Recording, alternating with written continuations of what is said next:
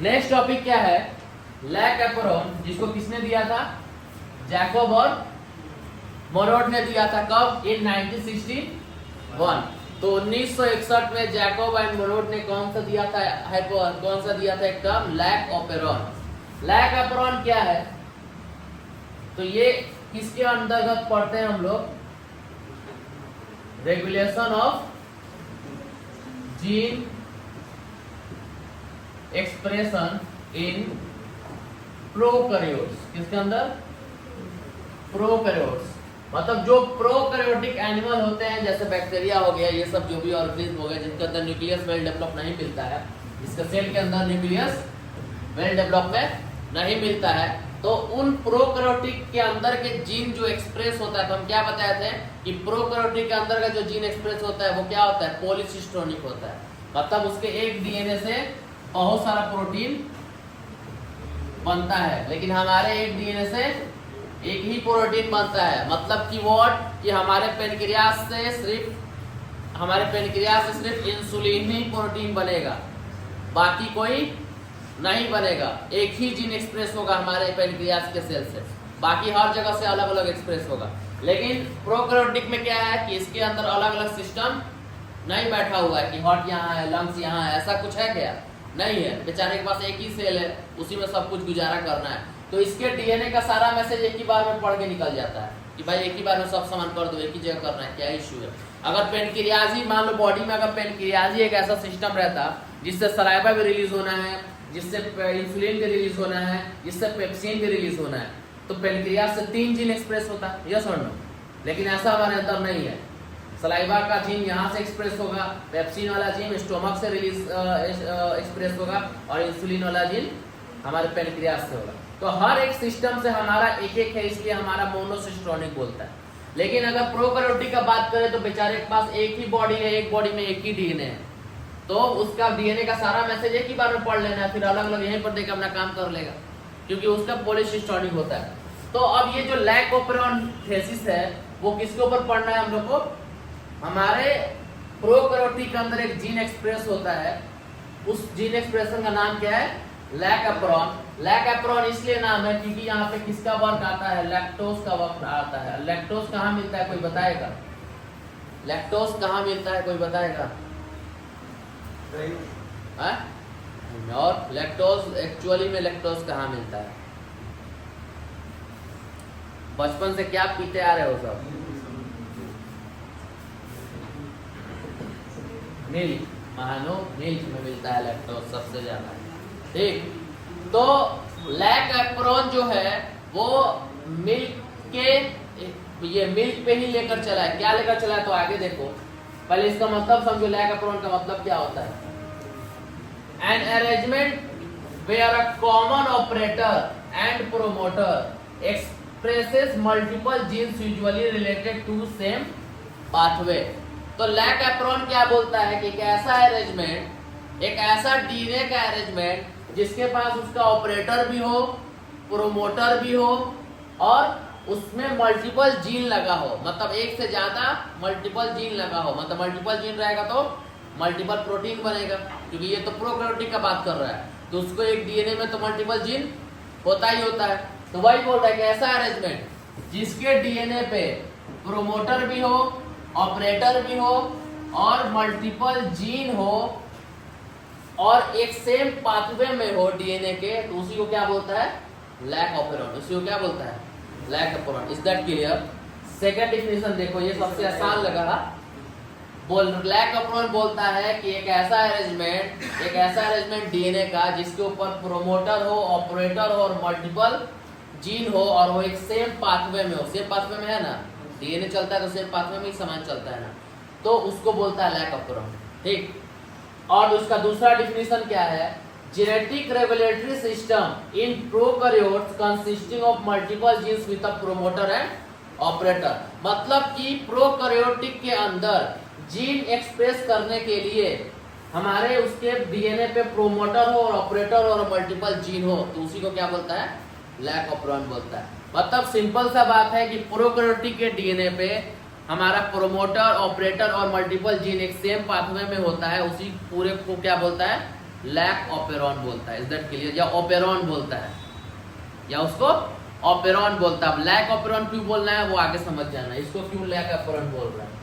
Next देखो, अब next क्या है, हाँ लैक ऑपेरॉन में, ऑपेरॉन का मतलब तो समझ गए कि एक ऐसा सिस्टम डीएनए का जिसके पास प्रोमोटर भी हो, ऑपरेटर भी हो और मल्टीपल जीन हो और एक सेम पांचवे में हो। ये डीएनए का हम बना दिए सिंपल में। डीएनए ऐसे डबल हेलिक्स होता है ना, डबल हेलिक्स होता है, तो मान लो यहाँ ऑपरेटर होगा, यहाँ प्रोमोटर होगा, यहाँ स्ट्रक्चरल जीन होगा, तो इसको हम यहाँ प्रोमोटर हो गया, ऑपरेटर हो गया, ये स्ट्रक्चरल जीन अलग अलग नाम से होगा, तो उसको हम ऐसे बना दिए। ठीक, जनरली ऐसे डिनोट करता है क्योंकि ऐसे बनाने में थोड़ा कॉम्प्लिकेटेड होता है। तो ऑपेरॉन का मतलब हुआ कि प्रोकैरियोटिक के डीएनए में एक सेम पाथवे में ऑपरेटर का रहना, प्रोमोटर का रहना और मल्टीपल जीन का रहना, उसी को बोलता है operon. Lac operon means what? Lactose. Lac means what? Lactose. क्यों इसको लैक्टोज ऑपेरॉन बोल रहा है या लैक ऑपेरॉन बोल रहा है वो यहाँ जानेंगे। तो देखो, मान लो एक बैक्टीरिया ले लो, क्योंकि प्रोकैरियोटिक के अंदर हो रहा है, तो बैक्टीरिया क्या है? प्रोकैरियोटिक है। तो एक बैक्टीरिया ले लो जिससे सब कोई अच्छे से जानता है, कौन? E coli. E coli bacteria बहुत आसानी से मिल जाता है हमारे अंदर भी, या हमको हम क्या हुआ है?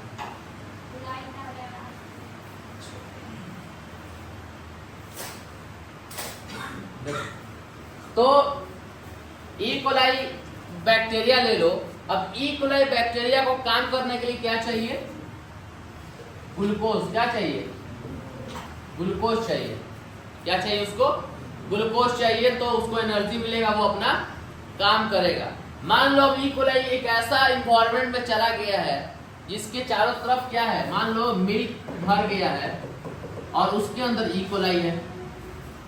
अब किसके अंदर चला गया? मिल्क चला गया, उसके अंदर ई कोलाई। तो अब ई कोलाई बैक्टीरिया मिल्क के अंदर चला गया, तो क्या वहां से उसको ग्लूकोज मिलेगा? क्या मिल्क में ग्लूकोज रहता है? क्या मिल्क में क्या रहता है? लैक्टोज रहता है। ठीक, तो पहला कंडीशन ये। एक दूसरा कंडीशन ले लो कि एक ऐसा मीडियम है, मान लो पोटैटो है, आलू है या राइस है, वो भी तो कार्बोहाइड्रेट है, उसके अंदर भी ग्लूकोज है, आलू के अंदर भी ग्लूकोज है। मान लो उसके सरफेस पे है ई कोलाई, तब तो वहां से डायरेक्ट उसको ग्लूकोज मिल जा रहा है, यस और नो? वहां से डायरेक्ट उसको ग्लूकोज मिल जा रहा है। कोई भी प्लांट्स प्रोडक्ट है, चाहे राइस हो चाहे पोटैटो हो, खास करके ये रिच इन ग्लूकोज होता है, रिच इन स्टार्च होता है। तो अगर उसके सरफेस पे अगर ई कोलाई बैक्टीरिया है तो वहां से तो उसको डायरेक्ट ग्लूकोज मिल जा रहा है, अपना काम कर ले रहा है। लेकिन मान लो ई कोलाई एक ऐसे मीडियम में आ गया बेचारा जिसके मीडियम में क्या है? मिल्क है। जिस मीडियम में क्या है? मिल्क है। अब वो मिल्क के अंदर से तो उसको ग्लूकोज मिलेगा नहीं, अब ग्लूकोज नहीं मिलेगा तो बेचारा मर जाएगा। तब उस कंडीशन में अब इसके चारों तरफ क्या है? Lactose, lactose, lactose. इसके चारों तरफ क्या है? लैक्टोज है। अब उस लैक्टोज से वो कैसे अपने अंदर ग्लूकोज कन्वर्ट करके बनाएगा, उसी को पढ़ना है किसके अंदर? लैक ऑपेरॉन के अंदर। Is that clear? तो ई कोलाई के अंदर का डीएनए लैक्टोज से कैसे ग्लूकोज बनाएगा अपने डीएनए के हेल्प से, उसी को बोलते हैं लैक ऑपेरॉन के अंदर। इसलिए इसका नाम क्या है? लैक ऑपेरॉन, मतलब लैक्टोज ऑपेरॉन। यहां तक क्लियर हो गया? क्लियर? क्यों पढ़ना है लैक ऑपेरॉन वो समझ में आ गया ना? ठीक, क्यों पढ़ना है समझ में आ गया कि भाई बैक्टीरिया अगर पोटैटो या राइस के ऊपर है तो वहां से ग्लूकोज ले रहा है, लेकिन अगर मान लो मिल्क में बेचारा चला गया वो बैक्टीरिया, तो मिल्क के चारों तरफ क्या है? लैक्टोज है। अब तो बेचारे को एनर्जी मिलेगा नहीं, ग्लूकोज मिलेगा नहीं, तो वो मिल्क के अंदर के लैक्टोज को अपने अंदर के डीएनए के हेल्प से उस लैक्टोज को कैसे ग्लूकोज में कन्वर्ट करके अपने अंदर एनर्जी ले रहा है, उसी को पढ़ना है किसके अंदर? लैक ऑपेरॉन के अंदर। Is that clear? क्लियर हो गया? तो फिर से समझाएं। हो गया? चलो, अब इसके जो डीएनए सीक्वेंस है जो कि इसका हेल्प करेगा लैक्टोज को किसमें कन्वर्ट करने में? ग्लूकोज में कन्वर्ट करने में। इसके अंदर की कुछ कुछ चीजें हैं जो कन्वर्ट करने में हेल्प करेगा। पहला क्या है? Structural gene. पहला क्या है? Structural gene. लैक ऑपेरॉन का ये कंपोनेंट है। पहला क्या है? Structural gene. जैसे हम लोग ट्रांसक्रिप्शन में पढ़े थे ना, ट्रांसक्रिप्शन में क्या पढ़े थे? ट्रांसक्रिप्शन इन प्रोकैरियोट्स में हम लोग क्या पढ़े थे? 3 चीज होता है। उस गेट को बंद कर देना। तो फिर ट्रांसक्रिप्शन इन प्रोकैरियोट्स में हम लोग क्या करते हैं? तीन चीज रहता है उसमें, प्रोमोटर, स्ट्रक्चरल जीन और टर्मिनेटर, यस और नो रहता है ना। तो जैसे ट्रांसक्रिप्शन यूनिट था वैसे ही हमारा ट्रांसलेशन यूनिट भी था। क्या था ट्रांसलेशन यूनिट में? यूटीआर रीजन रहता है, स्टार्ट कोडोन रहता है, और पॉलीपेप्टाइड बनाने के लिए जीन रहता है, स्टॉप कोडोन रहता है, और यहाँ पर यूटीआर रीजन रहता है। ट्रांसलेशन यूनिट भी था। वैसे ही हमारा ये जो डीएनए है, किसका डीएनए? बैक्टीरिया या किसी भी प्रोकैरियोटिक का डीएनए, जिसको जो ऐसे कंडीशन में जा चुका है, तो उसके डीएनए के अंदर कौन सा सीक्वेंस है जिसकी वजह से वो उस लैक्टोज को कन्वर्ट कर दे रहा है ग्लूकोज में? तो वो पहला क्या है? Structural gene. Structural gene what? वैसा जीन, तो तीन तरह का जीन मिलता है, मल्टीपल जीन रहता है, हम लोग पता है। तो तीन तरह का जीन है, जेड वाई ए, इसको जेड वाई ए से ही डिनोट करता है, ठीक, हमेशा याद रखना। और जेड यहाँ रहेगा, वाई यहाँ रहेगा, ए वहाँ रहेगा। तो जेड वाई ए तीन जीन है इसके पास जो कि हेल्प करेगा किस लैक्टोज को ग्लूकोज में कन्वर्ट करने में। दूसरा क्या रहता है? प्रोमोटर रीजन रहता है। क्या रहता है? Promoter region. और कितना रहता है? दो। कितना रहता है? दो। हम जानते हैं प्रोमोटर वाले रीजन से क्या होता था ट्रांसक्रिप्शन में? आरएनए पॉलीमरेज बाइंड होता था। और जब आरएनए पॉलीमरेज इससे बाइंड हो जाता था तो आगे का फिर एमआरएनए बनता था, यस और नो? आरएनए बनता था। तो सेम चीज यहाँ पर है। क्यों? प्रोमोटर वाले रीजन से अगर आरएनए पॉलीमरेज ज्वाइन होगा तो ये जो तीनों जीन है, ये तीनों जीन से क्या बनाएगा?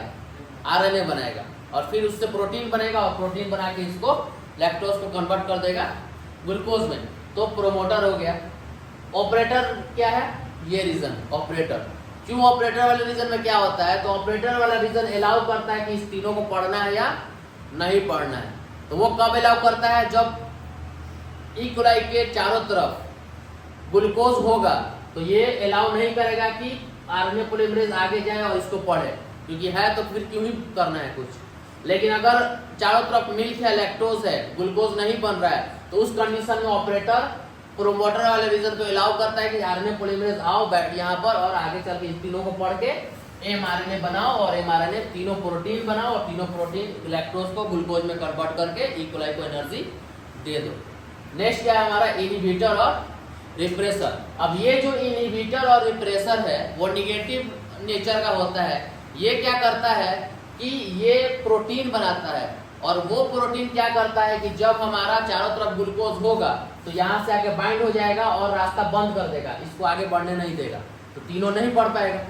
लेकिन जब हमारा चारों तरफ लैक्टोज है तो उस कंडीशन में ये जो प्रोटीन बनाता है उसको बंद कर देता है, और ऑपरेशन खुल जाता है, और ये आगे चल के तीनों का ट्रांसक्रिप्शन कर देता है। कैसे होता है? तो देखो, ये तीन एंजाइम है, Z Y A. Z denote for beta galactosidase, Y denote for permease, A denote for transacetylase, ठीक। बीटा गैलेक्टोसाइडेज क्या करता है कि लैक्टोज को कन्वर्ट कर देता है किसमें? ग्लूकोज में और गैलेक्टोज में। तो गैलेक्टोज का तो वर्क नहीं है, ग्लूकोज का काम है। तो लैक्टोज को कन्वर्ट कर देता है बीटा गैलेक्टोसाइड किसमें? ग्लूकोज में। परमेज क्या करता है कि जब ये लैक्टोज सेल के अंदर जाएगा ई कोलाई के, तभी ना बीटा गैलेक्टोसाइडाइज लैक्टोज को तोड़ेगा। ऐसा थोड़ा है कि इसके अंदर से निकल के इसको तोड़ के फिर अंदर घुसाएगा, ऐसा तो है नहीं। तो ये क्या होता है? अब ये ई कोलाई है, इसके चारों तरफ लैक्टोज है। अब इस लैक्टोज को परमेज क्या करता है? जो प्रोटीन बन के निकला यहाँ से, परमेज क्या करता है? उस लैक्टोज को किसके अंदर लेके चला जाता है? ई कोलाई के अंदर। जैसे ही लैक्टोज ई कोलाई के अंदर चला गया, बीटा गैलेक्टोसाइड्स कहता है कि अब तुम अंदर इसको लाने का काम कर दिए हो, बाकी काम मेरा है। तो बीटा गैलेक्टोसाइड्स तुरंत क्या करता है? जो लैक्टोज अंदर गया था परमेज के हेल्प से, उसको तोड़ देता है किसमें? ग्लूकोज में। और ये जो ट्रांस एसिटाइलेज है, ये इन दोनों के फंक्शन को कंट्रोल करने का काम करता है, ठीक है। Is that clear? कैसे होता है तो देखो। तो अगर कोई पूछे तो regulation of lac operon, lac operon का जो रेगुलेशन हो रहा है वो कैसा होता है? नेगेटिव। क्यों नेगेटिव होता है? क्योंकि जो इनहिबिटर और रिप्रेसर है जिसके कारण ये हो रहा है वही किस नेचर का है? नेगेटिव नेचर का है। तो जिस नेचर का रहेगा उस नेचर का ही प्रोडक्ट बनेगा। समझ में आ गया? तो जिस नेचर का इंसान रहेगा उस नेचर का प्रोडक्ट बनेगा।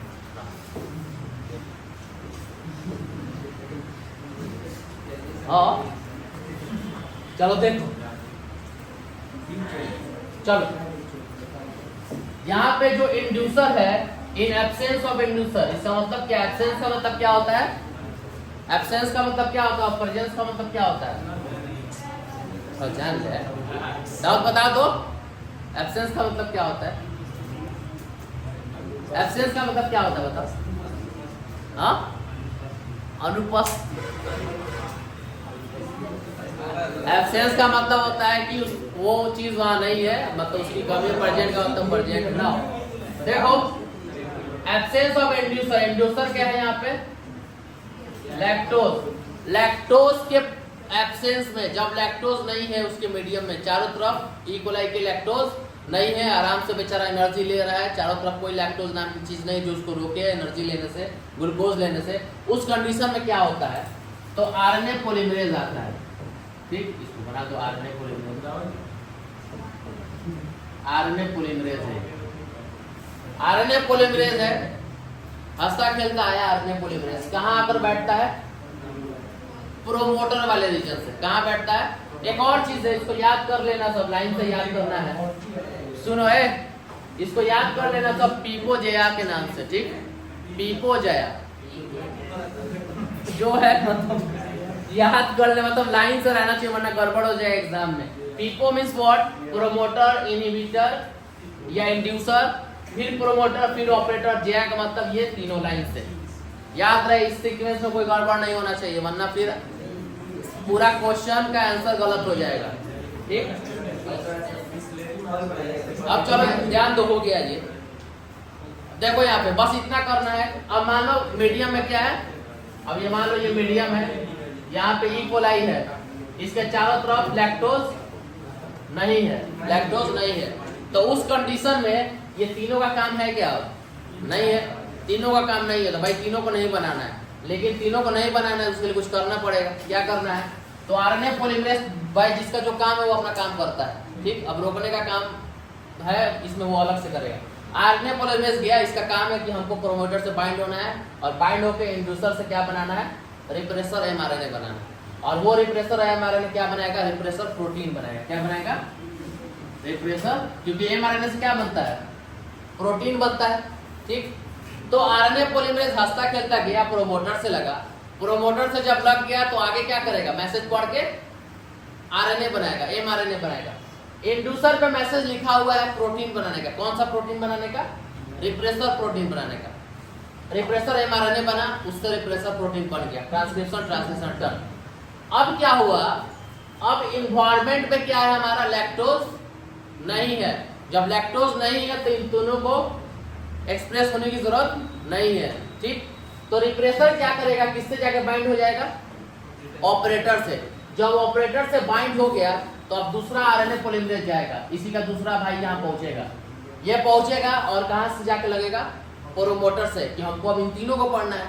जैसे ही लग के आगे बढ़ना चाहेगा ऑपरेटर उसको रोक देगा। क्यों रोक देगा, क्योंकि ऑपरेटर के पास कौन जाके लग गया है, रिप्रेसर प्रोटीन। आरएनए पॉलीमरेज को कहेगा भैया रुक जाओ, आगे का मैसेज नहीं पढ़ना है क्योंकि सेल का इन्वायरमेंट नहीं है वैसा। लेकिन थोड़ा बहुत ढीठ है, ढीठाई होता है ना किसी का, कोई घुसने नहीं देगा न तो अब हम घुसेंगे, मतलब ढीठ होता है कोनो, तो आरएनए पॉलीमरेज ढीठ इंसान है। ये बेचारा रोक रहा है लेकिन फिर भी कूद फान करके थोड़ा बहुत चला जाएगा और थोड़ा बहुत ये तीनों क्या करेगा, ये तीनों जीन से थोड़ा बहुत प्रोटीन बना देगा। कितना, थोड़ा बहुत प्रोटीन बना देगा। ठीक है, अब ये क्या हो गया, इसको बोलता है स्विच ऑफ मोड। क्या बोलता है, switch off mode. Switch off mode means what, कि जो हमारा रिप्रेसर था वो आगे चल के क्या हुआ, ये जीन को मैसेज रीड नहीं कर पाया, तो क्या हुआ, इसके स्विच को क्या कर दिया, ऑफ कर दिया। अब नेक्स्ट क्या है, switch on mode. Switch on mode में क्या होता है कि ये जो इंड्यूसर है यहाँ आके नहीं लगता है और इन तीनों का मैसेज पढ़ना शुरू होता है। ये कब होता है, जब ई कोलाई के चारों तरफ क्या है, लैक्टोज है। ठीक, अब देखो यहाँ क्या है, लैक्टोज के एब्सेंस में ये तीनों प्रोटीन थोड़ा थोड़ा बन रहा था ना, तो परमिएज भी थोड़ा बहुत बना होगा ना, बना होगा। गर्मी बहुत ज्यादा है यार,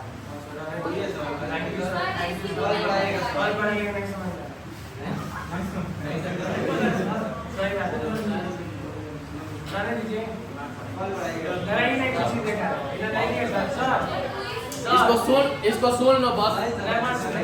अच्छा कान बंद करो ना, अपने वीडियो हमको कंप्लीट करने दो पहले, वीडियो कंप्लीट करने दो।